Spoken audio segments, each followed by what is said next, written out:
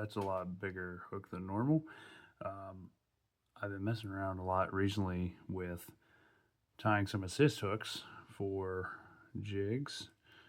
This one just with some mallard hair and then a little bit of flash on the other side. Got another one here that integrated some of the bass skirt from Bass Jigs in there, and just to have a little bit more movement on those assist hooks whenever they go down. There's plenty of videos that show you how to tie your assist hooks for your jigs, and that's not what I'm going to focus on today. I'm going to be shooting for something more along these lines. If we can see it on this one. This is, I think, the winner for the style that I think I'm going to tie on the rest of my jigs that I have here. Just adding that eyeball to give you maybe a squid imitation or something along those lines. But we'll start by getting some thread on here. And I guess I should probably also show you the jig that I have rigged up on the bench here that is going to assist in this tying process. I'm going to pan over. You can see my 200 gram jig there. But this, let's see if I can focus on it, is what I've rigged up. Just have my eye hook coming up here and my swivel attached to the end of the hook, so that whenever I go to start tying, I can rotate this on my rotary vise, and then once it gets enough tension, it will just start rotating down there. That seems to be the best way that I've found for doing this. So just to be able to give you another free hand and get you some more of your materials in and ready to tie. So like I said, I've been starting out with the bass skirt.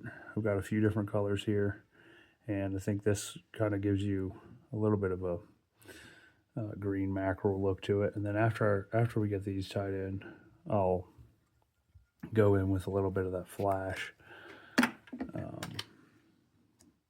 to give it some extra, and make sure to take your time with these and get your skirt material evenly distributed.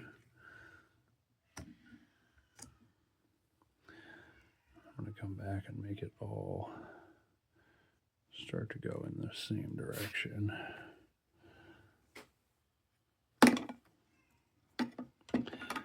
See if we can get it to seat.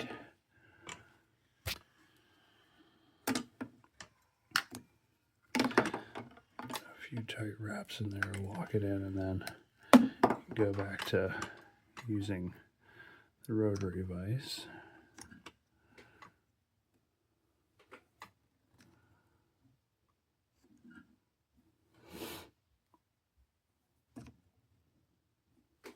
Sorry, the kids just went back to school, so they're definitely experiencing some of those back to school germs. Just like hacking my brains out for the past few days. All right, I like it sitting more on the underside. Gives you a little bit more camouflage to hide that hook a little bit. And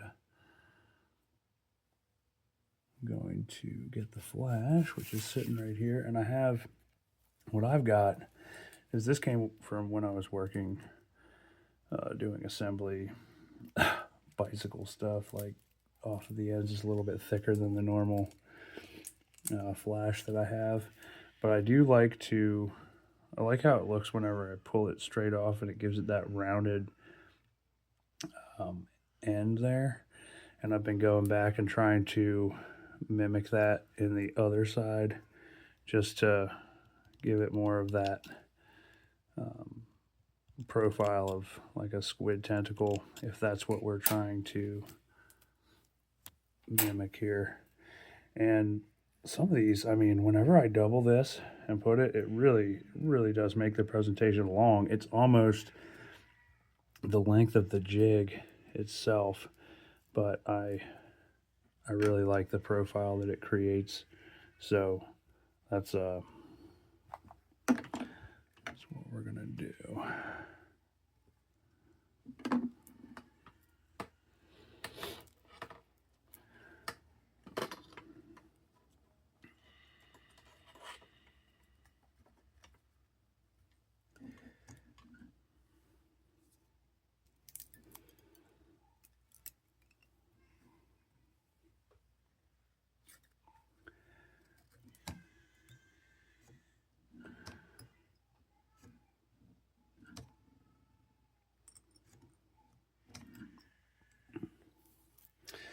And you can always go in and add some more. I don't want to overdo it. I want a lot of the motion to be coming from the bass skirt instead of just from these longer tentacles that we've added here.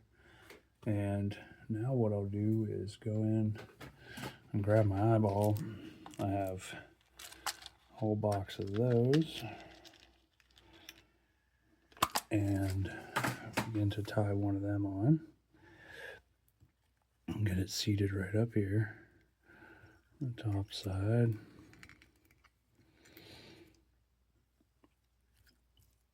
Keep all those little fingers of bass skirt out of there from the jig. And then after getting this guy situated, we will go back in with some volume. Try to get some of my cat hair dubbing on there, just to build up the body around the eyes.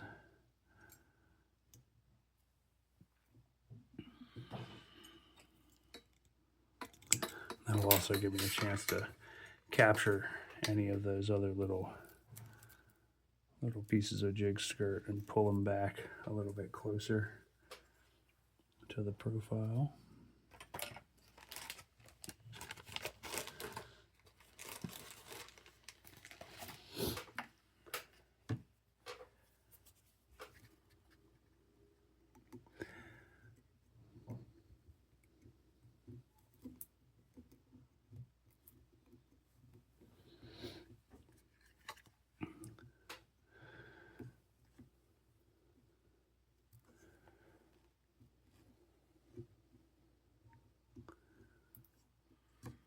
Just got that little thread locked in.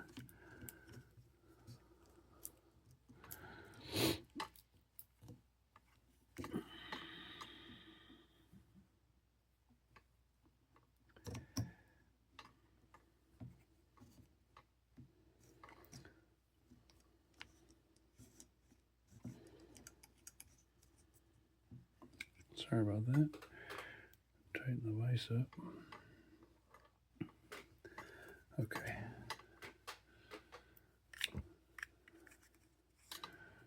So this is definitely not dubbing that you're gonna find. We had a Maine Coon. He's no longer with us, but I still have much of his hair that comes in handy all the time.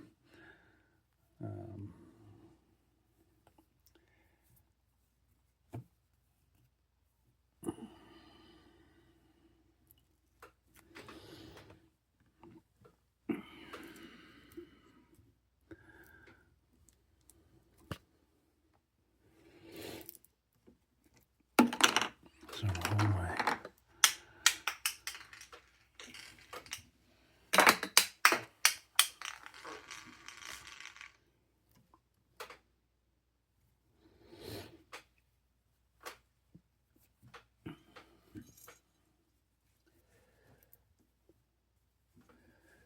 this will create a little bit more of that squid body profile we're looking for here.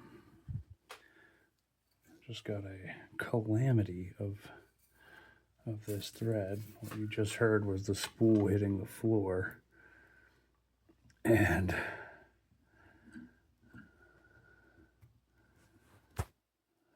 that definitely didn't help.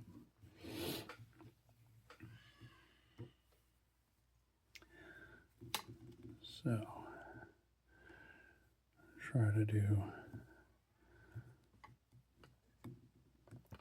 a little whip finish here at the end without actually having a spool in my hand, which that'll work because we're going to get some CA glue on there and just lock everything in place afterwards.